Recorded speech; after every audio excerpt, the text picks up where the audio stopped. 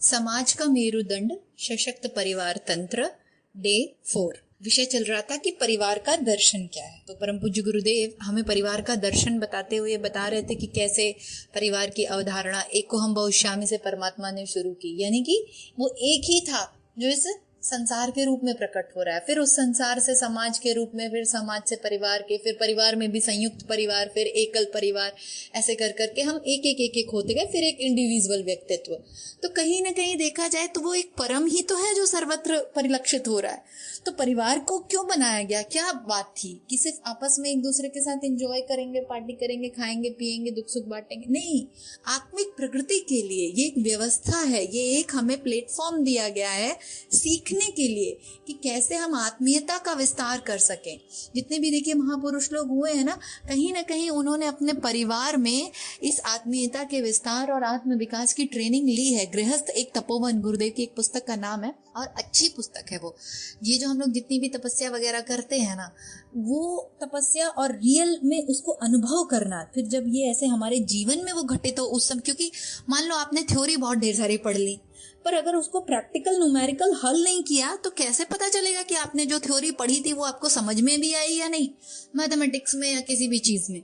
तो ये प्रैक्टिकल है। गृहस्थ आश्रम जो है ये प्रैक्टिकल करने की जगह है कि देखो आत्मीयता का विस्तार हो रहा है क्या, देखो आत्मा की प्रगति हो रही है क्या। तो उसी क्रम में आज हम लोग आगे बढ़ते हैं। गुरुदेव कहते हैं कि परिवार निर्माण अभियान के बहुमुखी रूप बहुआयामी हलचलें हैं और हो सकती हैं, परंतु उन सब के केंद्र में आत्म विकास, आत्म विस्तार का लक्ष्य स्पष्ट रहना अनिवार्य है। बिल्कुल सही बात है। जो हम लोगों ने परिवार निर्माण अभियान शुरू किया या जो परिवार निर्माण होना चाहिए वो कई तरीके से हो सकता है। उसमें ढेर सारी एक्टिविटीज होती हैं, नो डाउट कि फैमिलीज में बहुत ढेर सारे क्रियाकलाप होते हैं, जनरेशन्स होती हैं, उन लोगों की सेवा करना, नौकरी करना, भोजन बनाना, दुख सुख में एक दूसरे के काम आना, विवाह संस्कार होना, मुंडन संस्कार होना। देखा जाए तो परिवार एक ऐसी जगह होती है जहाँ सब कुछ होता है, सब कुछ मतलब एक ऐसी चीज है जहाँ आपको हर चीज सीखने का अवसर मिलता है। तो सोचो कितना इंपॉर्टेंट है परिवार का होना, क्योंकि ये हम कहाँ सीखते हैं ये सारी चीजें। आज हम लोग इतने बड़े हो गए और हम लोगों को जितनी भी जानकारी कहीं ना कहीं हमने परिवार में देखी है, तब ना हमने सीखी कि हाँ अच्छा ये भी होता है, अच्छा वो भी होता है, जन्मदिन संस्कार भी होता है, मुंडन संस्कार भी होता है, अच्छा बीमार भी होते हैं, बीमार होते हैं तो दादाजी को हॉस्पिटल ले जाते हैं, ओके उनकी दवाइयां की जाती है, सेवा की जाती है। ये बच्चे कहाँ सीख रहे हैं? परिवार में ही तो सीख रहे हैं ना। तो और परिवार अगर होगा ही नहीं, उन्होंने कभी ऐसा सब देखा ही नहीं, तो क्या जानेंगे संसार में क्या हो रहा है। और जीवन है, समय परिस्थितियां, क्या वो बड़े नहीं होंगे, क्या उनके साथ ये चीजें घटित नहीं होंगी? इसलिए परिवार का बहुत महत्व है। पर गुरुदेव कहते हैं इन सब हलचलों के बीच में जो एक केंद्र में लेकिन जो बात रहनी चाहिए वो रहनी चाहिए आत्म विकास और आत्म विस्तार की। क्यों? क्योंकि ये लक्ष्य अगर स्पष्ट है कि ये हम क्यों कर रहे हैं, क्यों ये अरेंजमेंट है सारा, ये करो वो करो, शादी करो, विवाह करो, साथ में रहो, सब लोग साथ में खाना बनाओ, खाओ, एक दूसरे के साथ अच्छे से बात करो, जिससे हम अपने अंदर के कषाय कल्मशों को मिटाकर आत्मीयता विस्तार कर सके, अपनी आत्मा की प्रगति चेतना को एक लेवल पर ऊपर ले जाए। ये परिवार की व्यवस्था का लक्ष्य था। परिवार व्यवस्था की आधार भित्ति यही है। इस पुरातन व्यवस्था में कालक्रम से जो विसंगतियां, विकृतियां और विरूपताएं आ गई हैं उन्हें दूर करने के पीछे भी मूल दृष्टि यही है। अभी कालक्रम के चलते सतयुग वगैरह में परिवार इतने ज्यादा भटके हुए से नहीं थे या इस तरीके से नहीं थे जितना आजकल के समय में हो जाती हैं। पर गुरुदेव कहते हैं कि समय के साथ साथ हर चीज में देखो विसंगतियां, विकृतियां आती हैं। देखो पुरानी रूढ़िवादी चीजों को हमको समय समय पर हटाना पड़ता है। घर ही है, देखिए होली दिवाली पे हम लोग सफाई करते हैं तो क्या करते हैं, कई सालों से जो पुरानी चीजें पड़ी उसको निकाल के फेंकते हैं ना। लेकिन जिस समय वो जब चीज खरीदी थी आपने तो क्या सोचा था कि ये बहुत उपयोगी होगी, तभी तो अभी निश्चित ही हमारे घर में पड़ी है। इसका अर्थ ही यही है कि हमको लगा था कि हाँ ये हमारे किसी काम आएगी, लेकिन थोड़ा समय बीतने के बाद वो अनुपयोगी हो गई। कोई बात नहीं, हो जाता है। तो बिल्कुल उसी तरीके से कुछ व्यवस्थाएं, कुछ धारणाएं पूर्व में थी परिवार से संबंधित जो धीरे धीरे विकृत होती जा रही हैं। जो पहले, अच्छा विकृत क्यों हो रही है? शुरुआत में रही होंगी, निश्चित ही शुरुआत में कोई टॉपिक या कोई विचारणा है कि हाँ भाई ऐसा होना चाहिए, वैसा होना चाहिए, शुरू में उस समय और परिप्रेक्ष्य में हो सकता है उसकी उपयोगिता होगी, पर आज के समय और परिप्रेक्ष्य में उसकी उपयोगिता नहीं है। तो उन अवधारणाओं को छोड़ना और उसको ठीक करना ये हमारा काम है। उसमें कोई बुरी की बात नहीं है कि क्यों विकृतियां आ गई, क्यों विसंगतियां आ गई, वो आएंगी, प्रकृति है, सब जगह आ जाती हैं। जब पेड़ लगाते हैं तो थोड़े झाड़ झंझाट आ ही जाते हैं, तो क्या करते हैं, उसको निकाल के फेंक देते हैं, पौधे को सुंदर ट्रिम कर देते हैं। बस ऐसे ही जो विसंगतियां आ गई हैं, विकृतियां आ गई हैं, विरूपताएं आ गई हैं परिवार के कंसेप्ट पे, समझ में कि भाई परिवार क्या होता था, उसको हम ठीक कर दें फिर से। तो उसका आधार लेकिन क्या होगा, उसका आधार होगा आत्म विकास और आत्म विस्तार।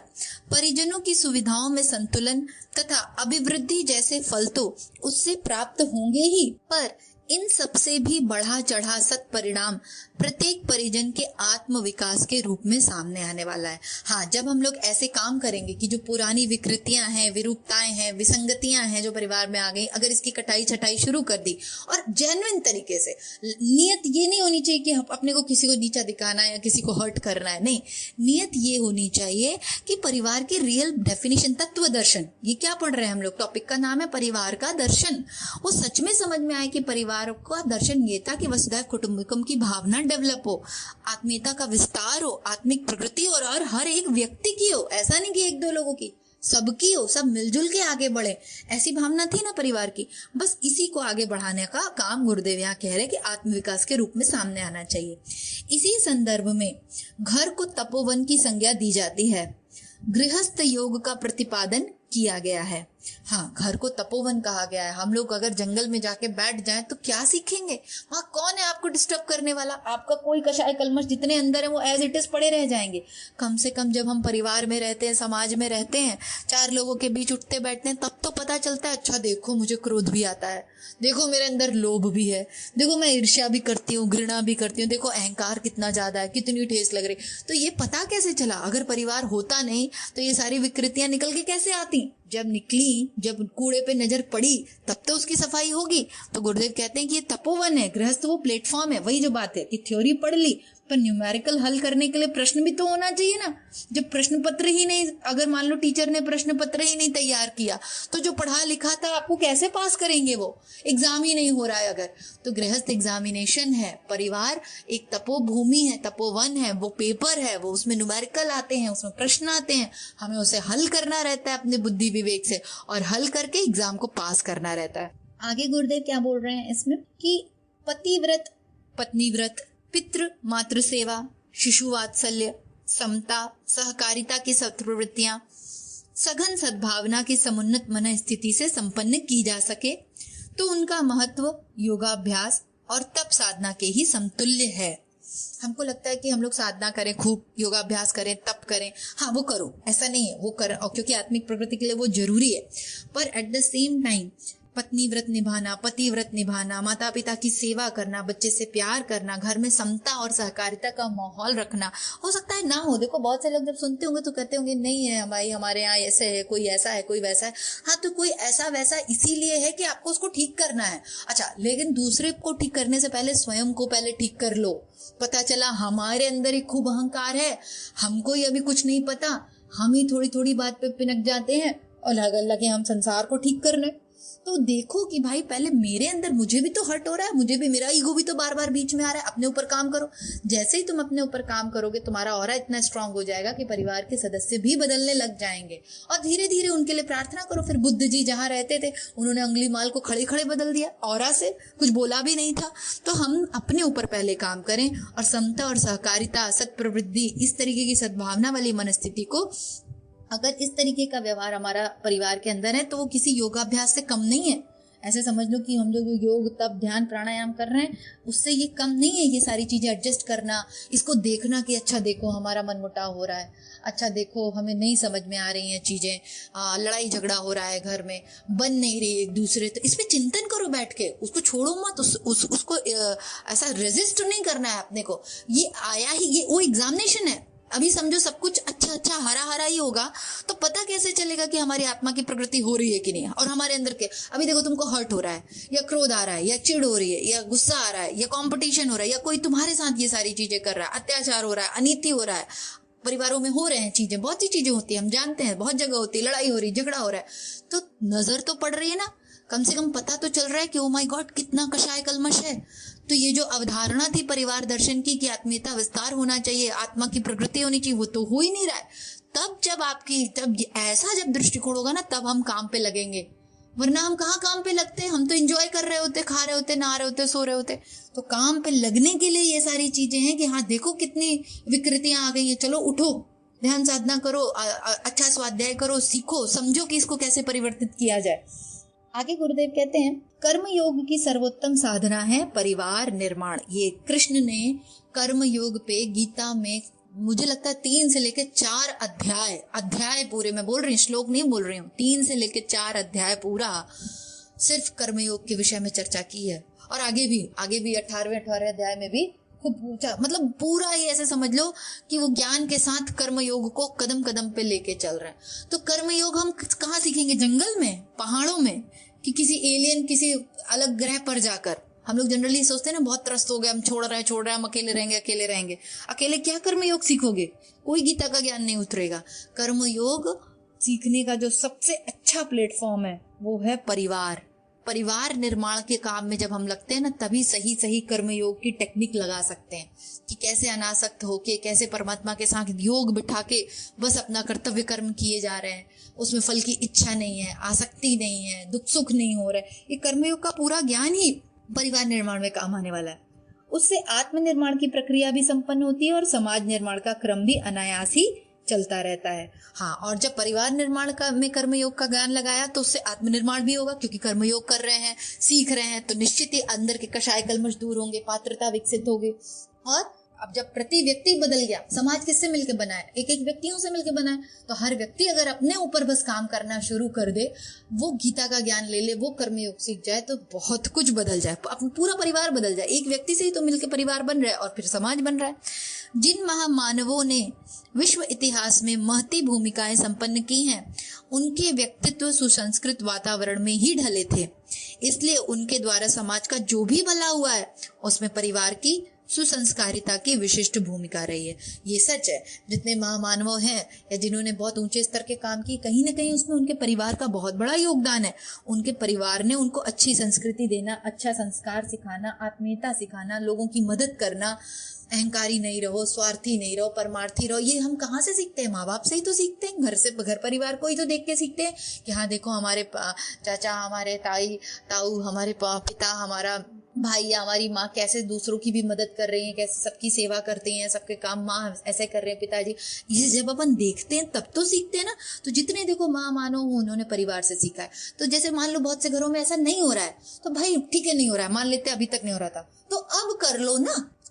देखो अभी ऊपर पढ़ा हमने कि विकृतियां, ये सारी जो चीजें हैं, विसंगतियां, कुरूपता, ये आ जाती है भाई। हम संसार में, हम प्रकृति में है।